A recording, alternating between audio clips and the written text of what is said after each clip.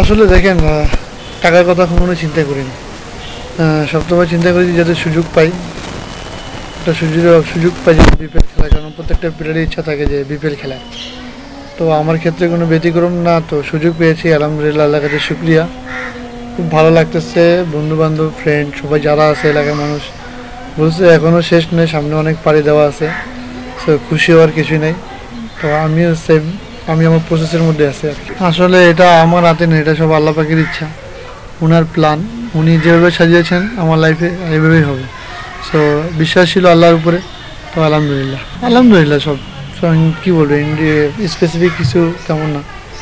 তো সব মিলে আলহামদুলিল্লাহ, আল্লাহ পাক যেটা করেছেন ভালোর জন্য করেছে। প্রত্যেকটা প্লেয়ারই চায় যে ন্যাশনাল টিমে খেলবে, ন্যাশনাল টিমে খেলবে আর নিজের দেশকে রিপ্রেজেন্ট করবে। তো আমার ক্ষেত্রে কোনো ব্যতিক্রম না।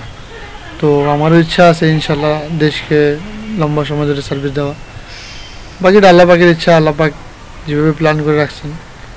আর সামনে একটা, এখন তো বিপিএল নিয়ে চিন্তা করিনি, যেহেতু আমার সামনে এনসিএল একটা টুর্নামেন্ট বাকি আছে।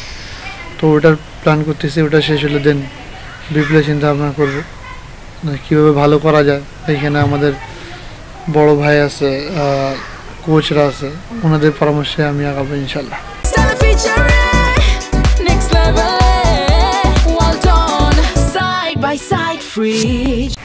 আসলে দেখেন, কোনো কিছুই শেখার শেষ নেই।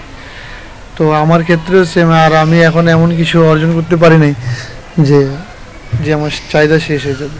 আর মানুষের চাহিদা কখনো শেষ হয় না। তো ইচ্ছা আছে নিজের কাজকে ভালো করার, যতটুকু ভালো করা যায় প্রসেসের মধ্যে থাকে। তো আমিও চেষ্টা করতেছি আমার প্রসেসের মধ্যে থেকে আমার সর্বোচ্চটা দেওয়ার। বাকিটা আল্লাহ ভরসা। না, সিচুয়েশন অনুযায়ী যেভাবে বোলিং করা লাগে একটা বোলারকে, তো ওগুলাই চেষ্টা করতেছি, যে সিচুয়েশনের যে ডিমান্ড থাকে ওই হিসাবে বোলিং করা।